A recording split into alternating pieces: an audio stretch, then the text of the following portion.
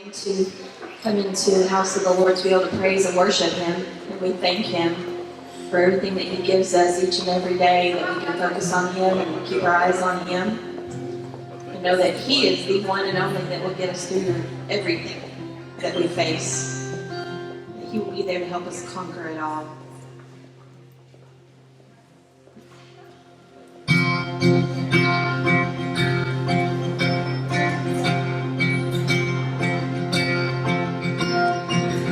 Who am I that the highest King would welcome me? I was lost, but He brought me in. Oh, His love for me. Oh, His love for me. Who the Son sets free, oh, is free indeed. I'm a child of God, yes I am. Free at last He has ransomed me, His grace from deep.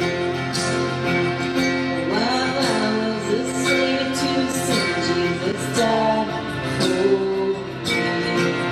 Yes, He died for me. Who the Son sets free, oh, it's free. I'm a child of God, yes I am. In my Father's house, there's a place for me. I'm a child of God, yes I am. I am chosen, not forsaken. I am who you say I am. You are for me, not against me. I am who you say I am. I am chosen, not forsaken. I am who you say I am. You are for me, not against me. I am who you say I am. Oh, I am who you say I am. Who the Son sets free, oh, it's free indeed. I'm a child of God, yes I am. In my Father's house, there's a place for me. I'm a child of God, yes I am. In my Father's house, there's a place for me. I'm a child of God, yes I am.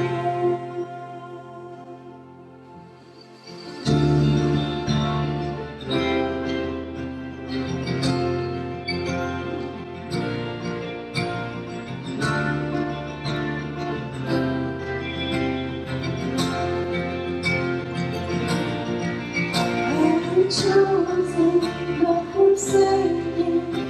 I am who you say I am. You are for me, not against me. I am who you say I am. I am chosen, not forsaken. I am who you say I am. You are for me, not against me. I am who you say I am.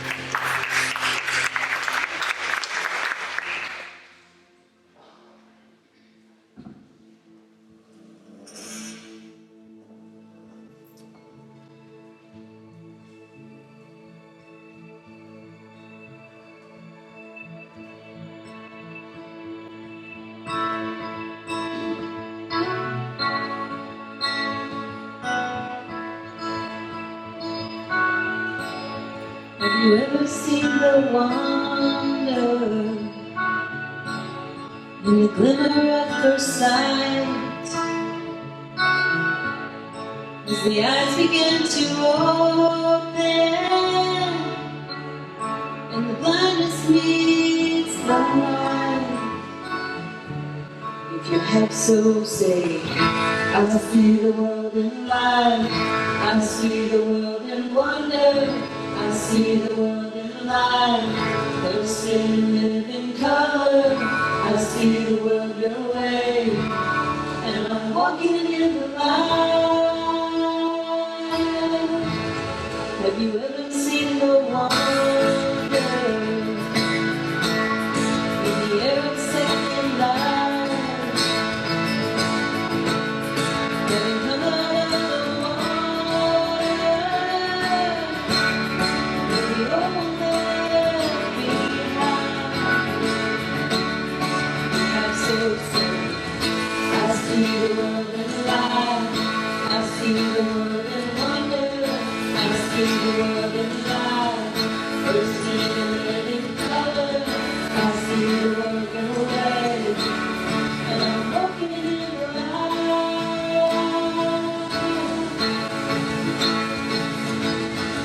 I see the world in day, I see the world in gospel, I see the world in way. Walking in the light,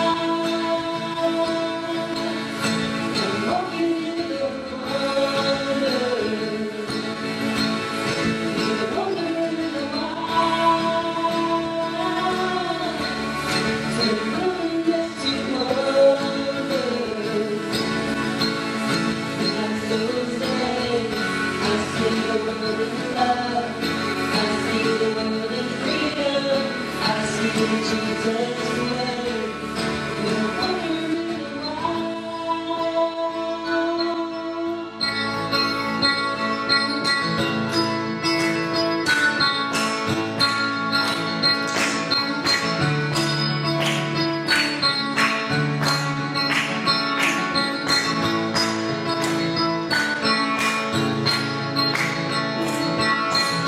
I see the world away, I'm not afraid to follow. I see the world away, I'm not ashamed to say so. I see the Jesus way, and I'm walking in the light. Come on, church, sing with us. I see the world in light, I see the world in wonder, I see the world in light, first in a living color, I see the world your way, and I'm walking in the light. Oh, I see the world in grace, I see the world in gospel, I see the world your way. And I'm walking in the light. I'm walking in the wonder. You're the wonder in the light. You're never less to wonder. Oh, I see the world in love. I see the world in freedom. I see the Jesus way. You're the wonder in the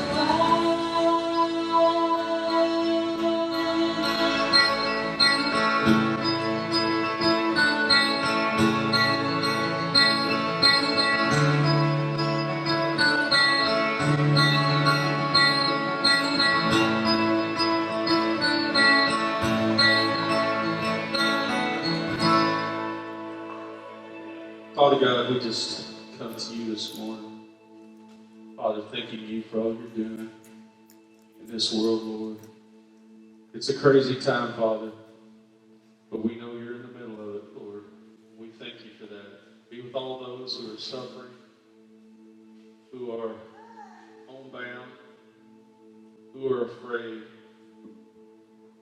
Father God, we know you're in control. As long as we keep you there, Lord, we just know that you're going to get us through this. You strong, we are weak, but we have faith in you, Lord. As long as we do, we'll be just fine. Father God, we thank you so much for your love and your blessings.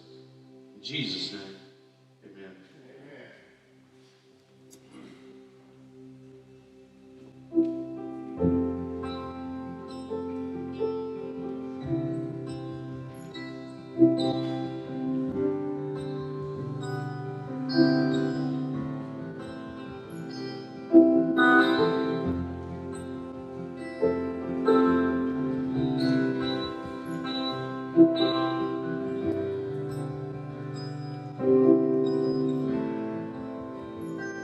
You are here, you're moving in our midst. I worship you, I worship you. You are here, you're working in this place. I worship you, I worship you. You are here, moving in our midst. I worship you, I worship you. You are here, working in this place. I worship you, I worship you. You are waymaker, miracle worker, promise keeper, light in the darkness, my God, that is who you are.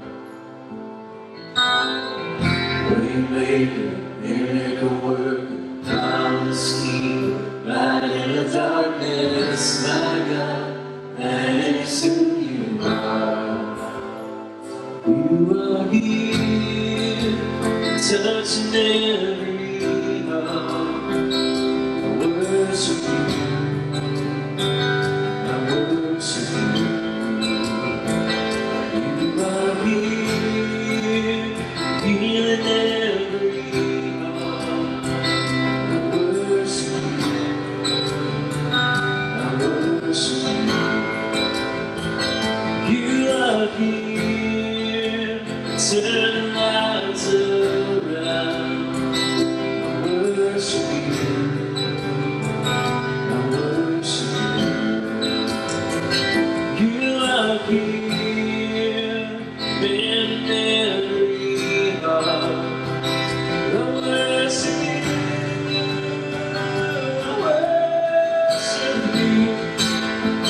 You are waymaker, miracle worker, promise keeper, light in the darkness, my God, that is who you are.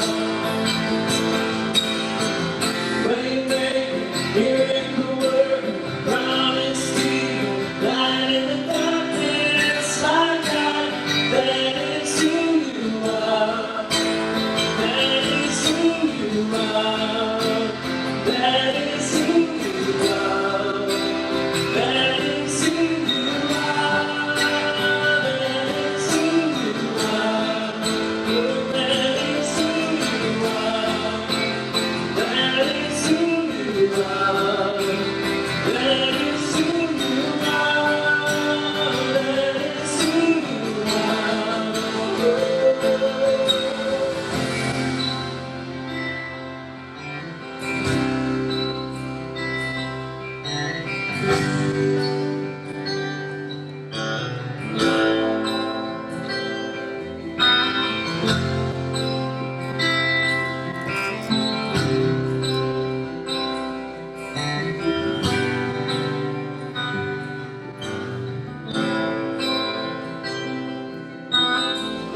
Even when I don't see it, you're working. Even when I don't feel it, you're working. You never stop working. Never stop working. Even when I don't see it, you're working. Even when I don't feel it, you're working. You never stop working. You never stop working. Even when I don't see it, that you're working, even when I don't feel that you're working. You never stop working. You never stop working. Even when I don't see that you're working, even when I don't feel that you're working. You never stop working. You never stop working. Waymaker, miracle worker, promise keeper, light in the darkness, my God, that is who you are.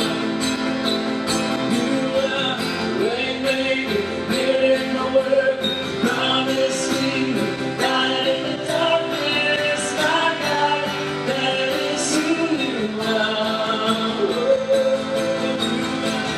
Waymaker, miracle worker, promise keeper, light in the darkness, my God, that is who you are. Waymaker, miracle worker, promise keeper, light in the darkness, my God, that is who you are. That is who you are. That is who you are.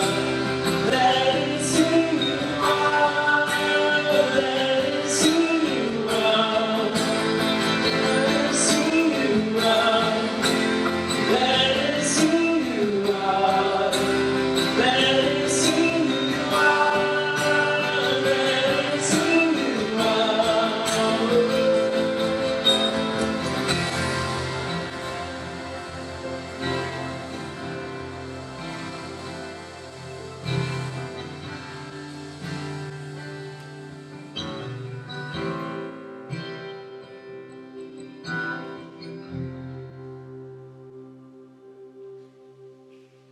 Good morning, Safe Harbors. We prepare to take communion. Just take a moment just to clear your mind, clear your heart, and just get ready to partake in what Jesus left us as a remembrance for him and as he was fellowshipping with his disciples, and how we're now getting to get back together as a family, how much it means to us to partake this together as a family. When Jesus was sitting around the table, he broke the bread. He took the bread. He said, "This bread represents my body. Take this bread." Then he took the cup.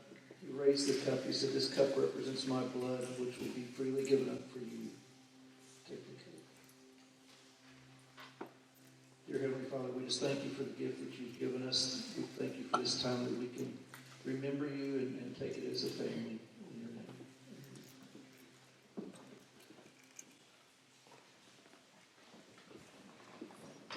Be seated. The offering that we usually take up, we've just put the offering plates in the back as you leave the church today. If you haven't already dropped it in, just do that as well. So let's have a word of prayer for the offering. Holy Heavenly Father, we come to you, dear Father, with worship and praise and dedication to this army of believers that you've put here together. We pray, dear Father, you'll continue to bless Safe Harbor. And we pray, dear Father, these offerings that we give, the tithes and offerings, may be pleasing to you, dear Father. And we pray that they can be used in a manner that's also pleasing to you. Continue to bless this church as we bring back to the storehouse to take out and draw others in a closer relationship with you. We love you and praise you and thank you for all things. In Jesus' name, amen.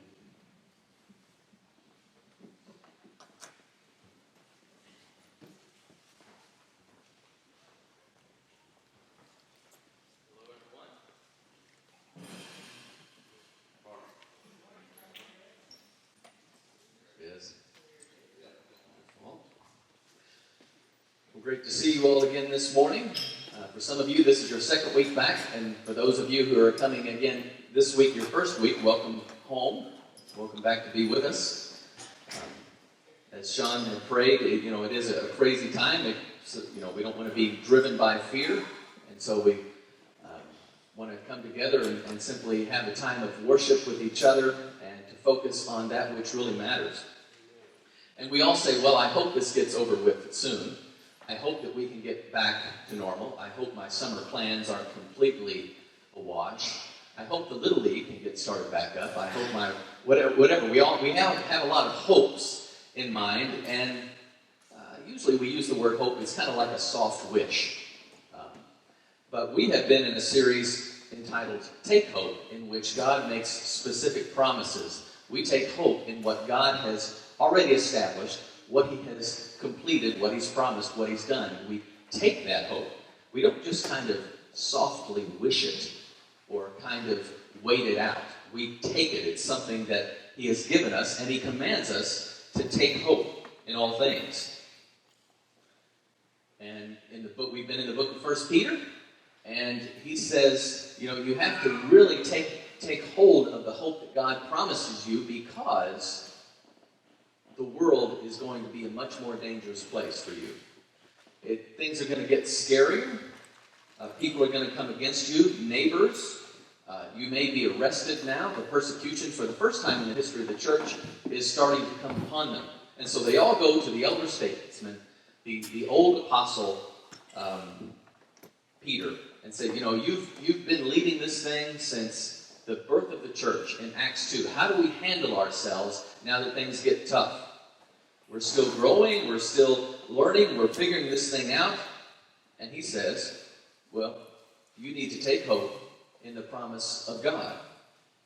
And he says, you live in a new kingdom, Christ's kingdom, and if you try to fight the battles in the old kingdom of the world, you will constantly be disappointed. Once you start fighting that battle, you've already lost, because you're using the wrong ammunition. You're using the wrong weaponry. Christ has given you a kingdom, and you have to take hope in that kingdom. And so he teaches. Last week we had our bicycle here as our visual aid, and what was the most important part of the bicycle? Yeah, the reflectors. I said, as a dad, and when I put my little girl on a bike and she goes down the road, I say, the bike may be pretty, but and the father is concerned with, can other vehicles see her in the dark? When the headlights hit them, will they reflect back, and will they be able to see her? That's the safest part. That's what I'm really worried about, is reflecting. And so we're reflecting this grace. The grace has come down from our Father, and He's really concerned when He gives us all this extravagant grace. Can you reflect that? Are you reflecting that grace to others? Or are you just a constant consumer of it, and it never really gets down to your heart? And he talks about obeying authorities. Submit yourself to for the Lord's sake, to every authority instituted among men.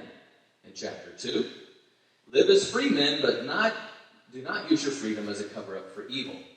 And so he talks about all the natural order, and not trying to give people an excuse by saying, well, I've got my freedom and I'm just going to kind of do everything my way. He says, well, then your opponents will use that as an excuse against you to cast blame upon you. Be blameless. And then that brings us to chapter 3. And it might seem like he's shifting gears here, but he really isn't. He's going to talk about what's going on in the home. He's talking about relationships here. And so we're going to be in 1 Peter chapter 3, verses 1 to 12. You'll see it up on the screen here. And he'll just take this same idea of trying to work together, and he'll go on and look at how does this work in the home. And he says, well, wives, in the same way, be submissive to your husbands, so that if any of them do not believe the word, they may be won over without words by the behavior of their wives. When they see the purity and reverence of your lives, your beauty should not come from outward adornment, such as braided hair and the wearing of gold jewelry and fine clothes. Instead, it should be that of your inner self, the unfading beauty of a gentle and quiet spirit, which is of great worth in God's sight. For this is the way the holy women of the past, who put their hope in God, used to make themselves beautiful. They were submissive to their own husbands, like Sarah, who obeyed Abraham and called him her master. You are her daughters if you do what is right and do not give way to fear. Husbands, in the same way, be considerate as you live with your wives, and treat them with respect as the weaker partner and as heirs with you of the gracious gift of life, so that nothing will hinder your prayers. Finally, all of you live in harmony one with another. Be sympathetic. Love as brothers. Be compassionate and humble. Do not repay evil for evil or insult with insult, but with blessing, because to this you were called, so that you may inherit a blessing. For whoever would love life and see good days must keep his tongue from evil, his lips from deceitful speech. He must turn from evil and do good. He must seek peace and pursue it. For the eyes of the Lord are on the righteous, and his ears are attentive to their prayers. But the face of the Lord is against those who do evil.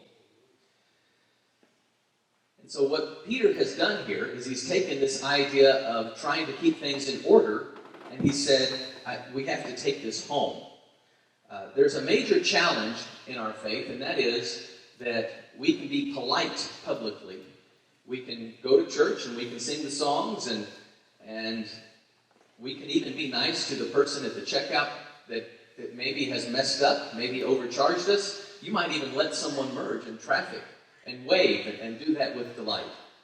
But sometimes in the home, things really break down. And I think that's a temptation for all of us. Your guard is dropped when you're at home. You say, well, I want to go home and be myself. And we go, yeah, that's the problem. You're too much yourself at home. You don't have your spiritual antenna up, and you might not reflect grace the way that you should be. And that seems to be a problem for all of us. I think it's a generational thing. And so he goes and he addresses an issue with husbands and wives. Because Peter, he's been married his whole life. He's probably dealt with this himself. And the struggle here is, for many of us, your grandparents were believers and your parents were believers. And you might have married someone who had been a believer for generations and so. I was raised in church. That's different here. We're 30 years into the church. No one has come through a multi-generational faith here. It's mostly new converts. And what's happening is that the wife may be converted, but the husband is not, or vice versa. Now that still happens today, but back then it was a recurring issue. And, well, if I'm taught that, Christ has set me free, he's given me hope, now I should just be able to get my own way. And he's saying, well, no, I want to give you a strategy. And so he addresses the wives first. And it's amazing that he's even addressing the wives, because other religious literature of the time never even addresses wives or slaves or children. It only speaks to men. But the Bible speaks and gives instruction to all people. And so he starts out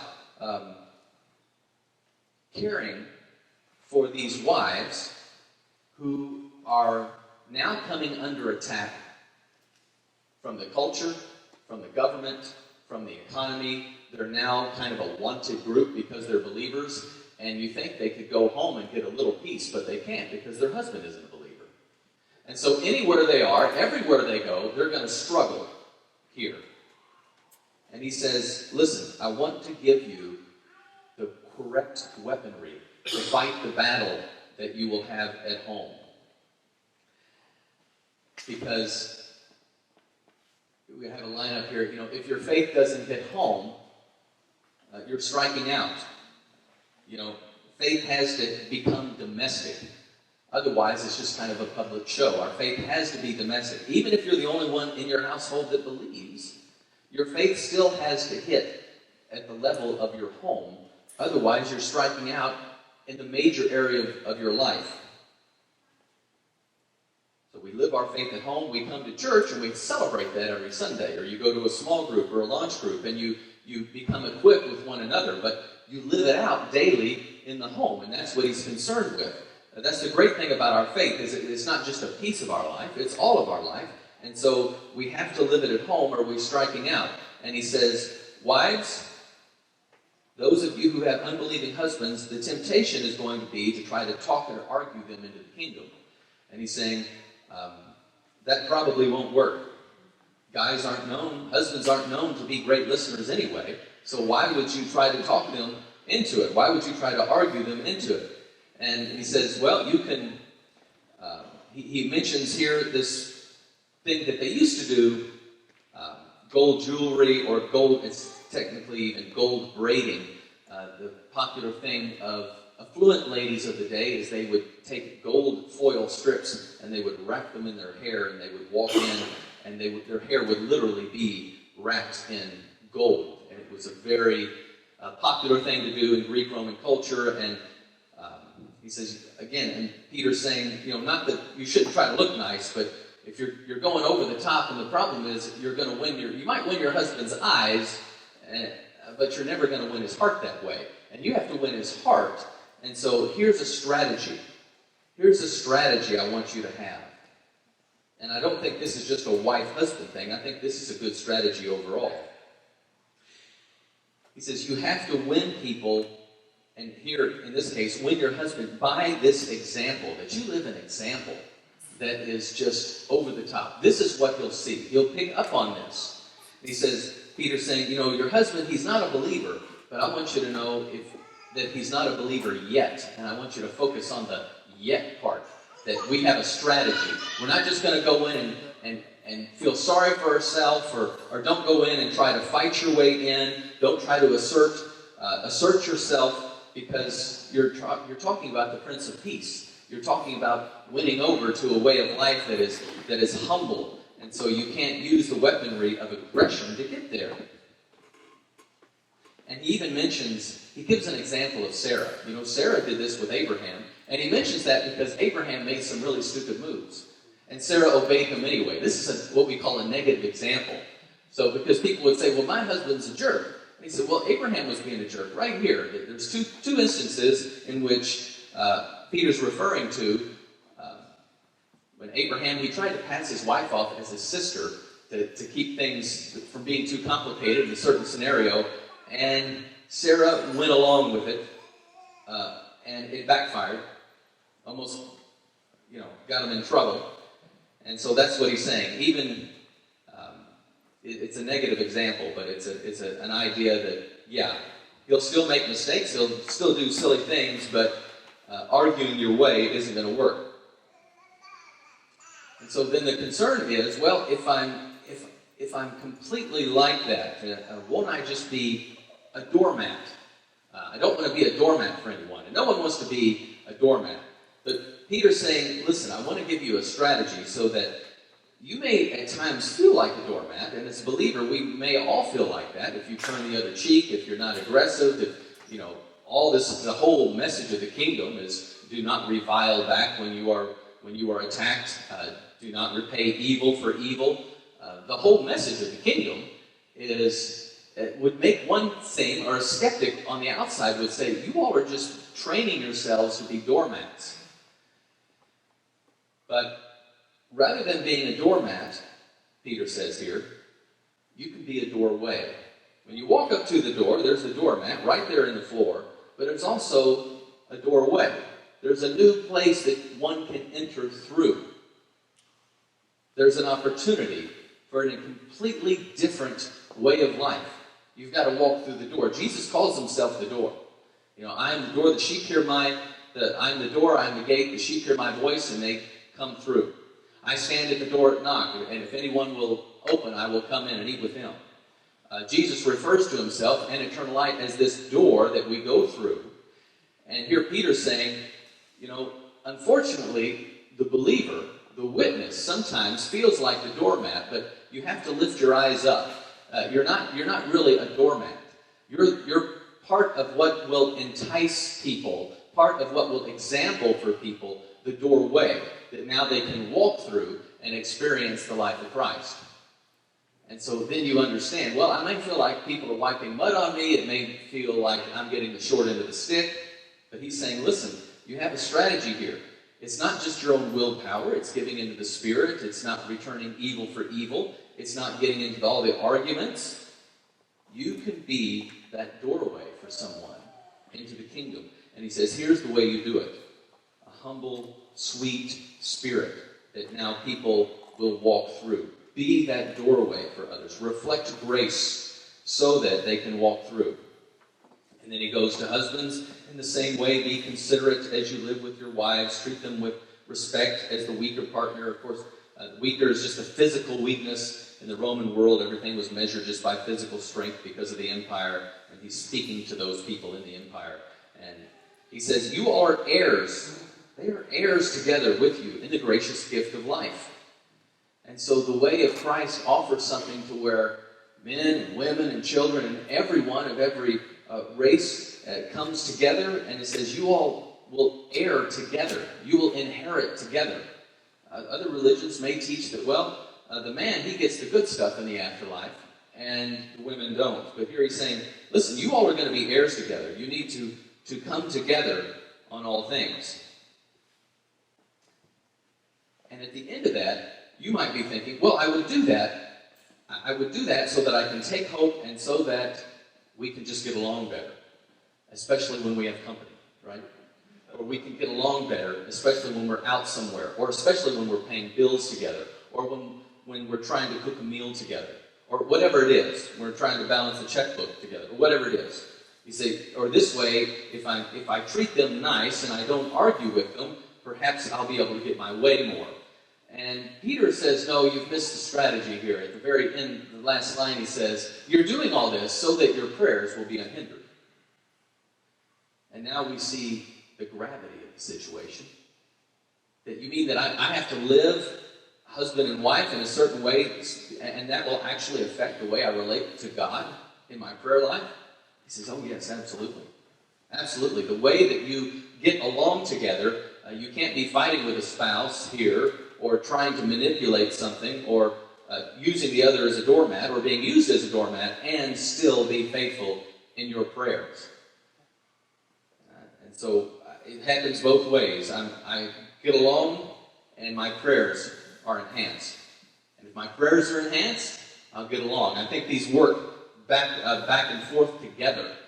It's a great system, and Peter's trying to lay it out. When all the world's coming against you, don't forget about life at home. You know, it can be very easy to say, well, we'll just not really think about home. We'll think about the trials out there. Now, the last few months, we've had a lot of time to think about home. We've been perhaps at home a little bit more. And for some of you, it's been a great joy. For some of you, you needed this a couple months ago, maybe, to really look at this and say, oh, wow, yeah, we haven't really been hitting on all cylinders here. It's a difficult word, that it's actually can be harder to live this at home than it is to live it out anywhere else. Now, I know some of you who are not married might be thinking, well, is this just a marriage sermon? And no, the first 8 verses deal with the husband and wife relationship, that we can take hope together because of the way husbands and wives should get along. And then in verse 8, again, Peter's speaking to everyone, so he says, for all of you. And so now, this is still including husbands and wives, but now it's all of us. All of you. And Peter just goes through his list of virtues. Live in harmony. Be sympathetic. Love as brothers. Love as brothers and sisters. Do not repay evil, with insult with insult, but with a blessing. Because of this you were called. So I have a calling. Regardless of whether I'm called to be married or at this point, you have still been called not to repay evil with evil or insult with insult, but to bless. And we do this because he again mentions this inheritance. The hope is based first on what Christ has done for us in the past, but the hope is also based upon the grace that we have right now, the reflecting grace that we get now, but hope is also tied to the future. And Peter continually mentions, from chapter 1, verse 4 on, he continually talks about this idea of inheritance, that you have such a great inheritance. And he mentions it here. Husbands, in the same way, you all will be heirs together. You will reign together with a great inheritance. And so with such a great inheritance, why argue over nickels and dimes? You know the thing that drives me nuts about my wife? One might say. And it's usually something that's nickel and dime. It really is. Nickel and dime. And same thing. You all can say the same thing. You know, what drives me nuts, and look at social media for a while, or get in a women's group or a men's group, and when they start talking about the other side, they're arguing over nickels and dimes. And here Peter is saying, you have a great inheritance. With such a great inheritance that you have together, why would you argue over nickels and dimes? Why would you spend your time focusing on that? And that's now it's tied up your prayers. Your prayers are not reaching past your ceiling because you're focused on the nickel and dime stuff. When he says, you have to reflect grace in a way to where you're not even seeing these things. They're simply not an issue. So with such an inheritance, why argue over these great things? If you knew that any day now you were going to inherit several $1 million, you probably wouldn't be arguing about who's going to pick up the tab for lunch. It's one of those things. If you knew that was coming, if you knew that you had all this inheritance coming, this spiritual inheritance, to be heirs together with other believers, to live in that kingdom. And so if I'm going to live in his great kingdom of great inheritance, I can't be fighting in the world's kingdom over nickels and dimes all the time. I'll just miss it. I won't see it. So our recipe for taking hope home. We've got to take our hope and we've got to take it home. One, I choose not to be robbed of joy. You've got to choose that. I'm not going to be robbed of joy for the nickel and dime stuff, the little insult, the slight, the aggravation, the toilet paper put on this way versus that way, whatever it happens to be, the tube of toothpaste squeezed from the top versus the bottom, the socks on the floor, those kind of things. You know what I'm talking about. Don't be robbed of joy, he says. And if you're, again, for those who aren't married, it's the same thing. You choose not to retaliate. Overlook that, or I need to confront that and build relationship. Those are things you choose not to do. I have to choose not to live in the world's kingdom, in the world system. And in the world system, it's always trying to rob you of joy, and it's always wants you to retaliate. You're constantly being baited by the world. You're constantly being baited. People, that's the way our media works, it's the way our economy works, it's the way politics works. It's really not about relating to one another. It's more about baiting someone to get a response, because that'll make a nice soundbite. And so you have to decide, I'm not going to be baited, and if I'm not going to be baited, I won't have to retaliate. But then I have to make some choices in the positive. As believers, we don't simply live in this kingdom by not doing things. Right? I won't be robbed of joy. I won't retaliate, but we're a positive people. There are things that we must then be active and do. And those are, I choose to forgive. That's active. I choose to reflect grace. That's active. It takes willpower. It takes submission to the Spirit. And so this section here is our faith hitting home. And if it doesn't hit home, you'll always feel a little bit fake. Right? You'll always kind of feel a little bit like, I don't want to feel like a hypocrite because it's not hitting home. So we have to work hard and submit to the Spirit and to make sure we don't do certain things and that we do certain things to live in His kingdom. So this morning we give an invitation. We would invite you to not be robbed of joy. I want to invite you to forgive. I want to invite you to reflect the grace that God gives. That He produces all this light that shines down, and we just soak it up. And you get that good spiritual tan. And now you're supposed to reflect that, and people see that. I think if you soak it too long, you just burn out. You get burnt. And now you're not really reflecting anymore. And you're not that attractive anymore. It's just you've soaked in it so long, you've never turned grace outward. And if you never turn it outward, it just sort of like the fruit rotting on the vine. It won't go anywhere. So that's our invitation. We'd love to pray with you. Maybe this is a kingdom you've never heard about. And say, I want to be a part of this kingdom. I need to commit myself to, and I don't just commit myself to the willpower to live this way. I commit myself to the Lordship of Jesus Christ. And He transforms my heart to want to live this way and gives me the grace to live this way. Okay, this isn't a self-effort test. It does take effort, but you don't earn your way into this. You don't think your way into this. You can only submit yourself to the Lord who transforms you into this. And that's our prayer for you as we take our faith home and take hope Lord, we thank you for your word that it 2,000 years ago, your great apostles spoke a few paragraphs to the church as they were facing some persecution inside and outside.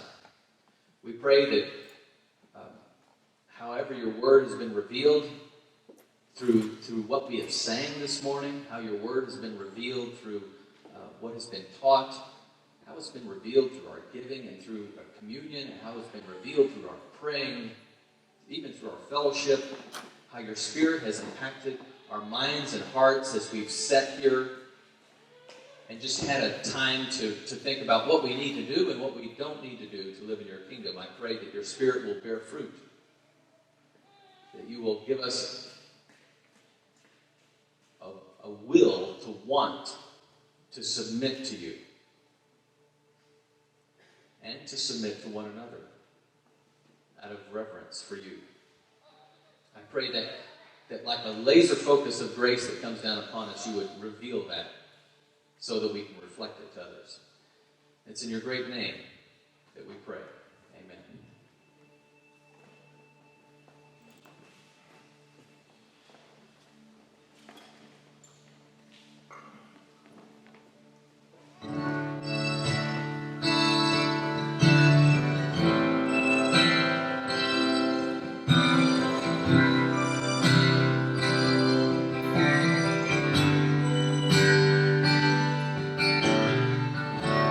Worthy is the Lamb who was slain. Holy, holy is He. Sing a new song to Him who sits on heaven's mercy seat. Worthy is the Lamb who was slain. Holy, holy is He. Sing a new song to Him who sits on heaven's mercy seat. Holy, holy, holy is the Lord God Almighty, who was and is to come. With all creation I sing praise to the King of Kings. You are my everything, and I will adore you.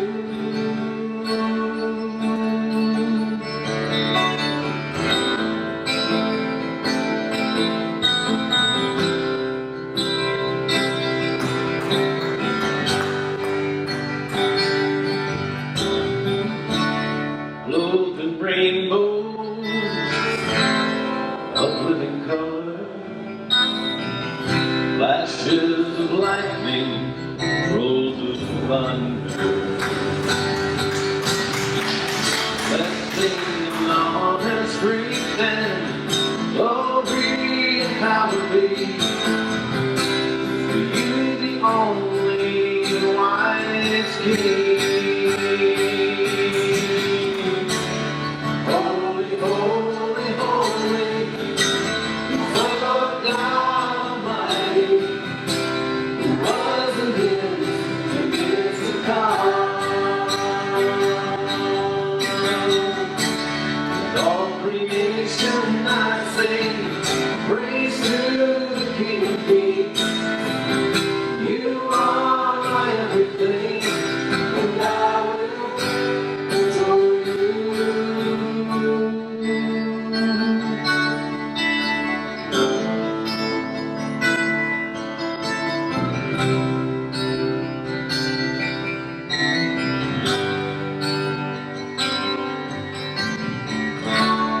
Filled with wonder, awestruck wonder,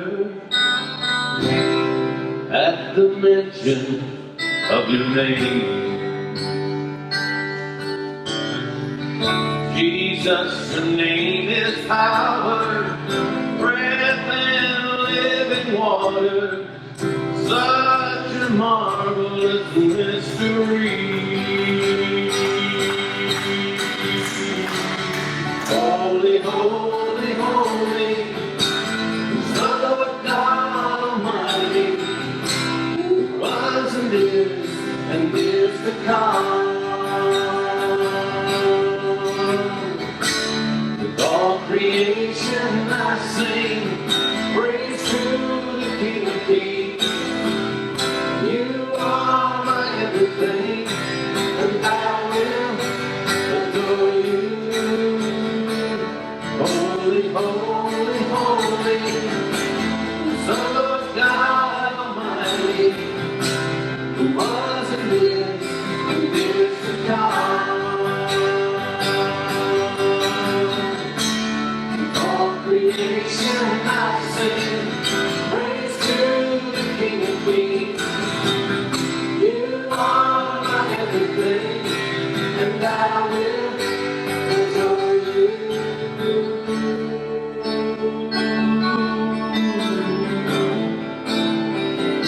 I adore you.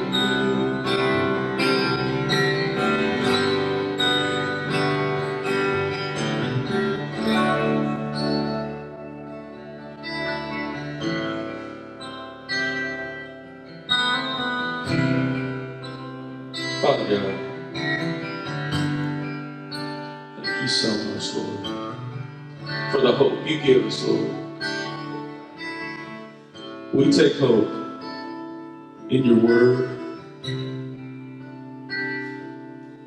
Father, we just thank you so much for it.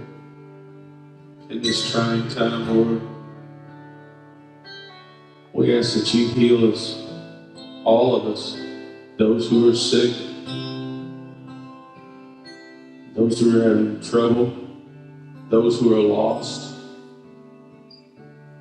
and continue to give the ones who are doing just fine the hope that only you can give. We thank you so much for the revelation and revelation song. In Jesus' name, amen.